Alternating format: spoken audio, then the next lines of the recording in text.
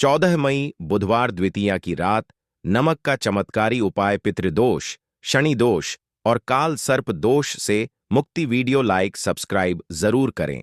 भारतीय संस्कृति में तिथि, वार और ग्रहों की स्थिति को विशेष महत्व दिया जाता है। शास्त्रों और ज्योतिष शास्त्र में कुछ ऐसे विशेष योग और तिथियां मानी गई हैं जिन दिनों किए गए साधारण उपाय भी अद्भुत फल देते हैं। 2025 में 14 मई को बुधवार है और यह तिथि द्वितीया हिंदू पंचांग के अनुसार रहेगी। इस दिन एक खास उपाय, नमक का उपाय करने से पितृदोष, शनि दोष और काल सर्प दोष जैसे जटिल ग्रह दोष भी शांत किए जा सकते हैं। पितृदोष क्या है? पितृदोष का संबंध हमारे पूर्वजों से जुड़ा होता है। अगर पितरों की आत्मा अशांत है, उन्हें विधिपूर्वक श्राद्ध, तर्पण या पिंडदान नहीं मिला है, या किसी पूर्वज ने कुछ अधर्म किया हो, तो पितृदोष उत्पन्न होता है।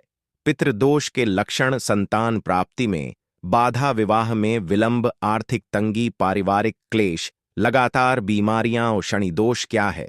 शनि को कर्मों का दंडदाता ग्रह माना गया है।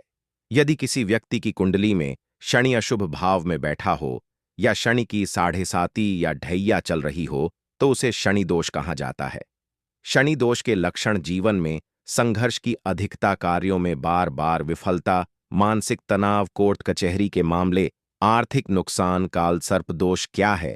यदि किसी व्यक्ति की कुंडली में सारे ग्रह राहु और केतु के बीच आ जाए तो उसे काल सर्प दोष कहा जाता है। यह दोष जीवन में बार बार रुकावटें, भय, अवसाद और असफलताओं को जन्म देता है। काल सर्प दोष के लक्षण सपनों में सांप दिखाई देना, अचानक दुर्घटनाएं, भय की भावना, रिश्तों में तनाव, नौकरी व व्यापार में समस्याएं। 14 मई बुधवार द्वितीया की रात विशेष योग। इस दिन द्वितीया तिथि और बुधवार का संयोग है, जो ग्रह दोष शांति के लिए अत्यंत शुभ माना जाता है। चूंकि यह रात विशेष ऊर्जा से युक्त मानी जाती है, इसलिए नमक जैसे सरल लेकिन प्रभावशाली माध्यम से दोषों की शांति संभव हो जाती है। नमक का उपाय। संपूर्ण विधि। सामग्री: सामान्य किचन का नमक या सेंधा नमक, एक कांच का कटोरा जल, गंगा जल हो तो श्रेष्ठ, कपूर यदि हो तो एक दीपक। सरसों के तेल का उपाय की विधि: रात्रि 9 से 12 बजे के बीच यह उपाय करें। एक कांच के कटोरे में एक चुटकी नमक डालें और उसमें थोड़ा जल मिलाएं।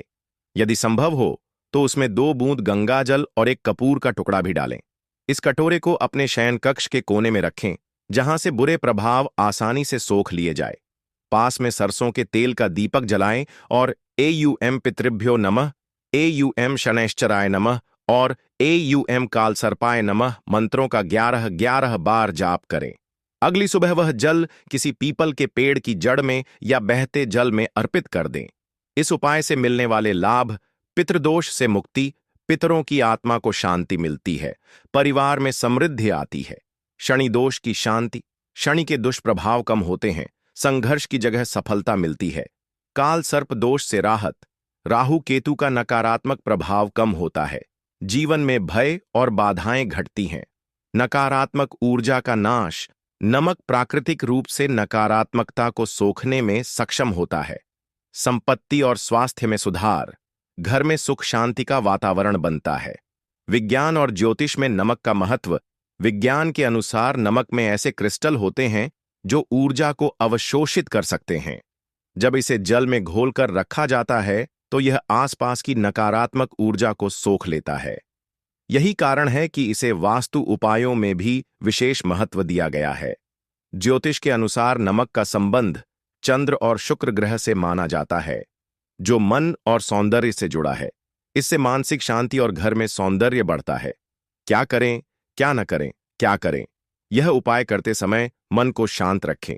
स्नान कर स्वच्छ वस्त्र पहनें। मंत्र जाप मन से करें। क्या न करें? उपाय करते समय किसी से बात न करें। उपाय के बाद नमक को घर में न रखें, उसे विसर्जित कर दें। बिना श्रद्धा के यह उपाय न करें। श्रद्धा और विश्वास से ही फल मिलता है। अन्य सरल उपाय भी करें। शनिवार को पीपल वृक्ष की पूजा करें। काले तिल और सरसों का दान करें। हर अमावस्या को पितरों के लिए तर्पण करें। राहु केतु मंत्र का जाप करें। गुरुजनों और माता पिता का आशीर्वाद लें। उपसंहार: 14 मई 2025 को आने वाली द्वितीया तिथि और बुधवार का संयोग अत्यंत दुर्लभ और प्रभावशाली है। यह दिन ग्रह दोषों की शांति के लिए बेहद अनुकूल माना गया है। इस दिन नमक का एक साधारण सा उपाय करके आप पितृदोष, शनि दोष और काल सर्प दोष से काफी हद तक राहत पा सकते हैं। यह उपाय सरल होते हुए भी अत्यंत प्रभावी है, बशर्ते इसे श्रद्धा और विधिपूर्वक किया जाए। आपके जीवन से दोष समाप्त हों, समृद्धि बढ़े और शांति का वातावरण बना रहे, यही शुभकामना।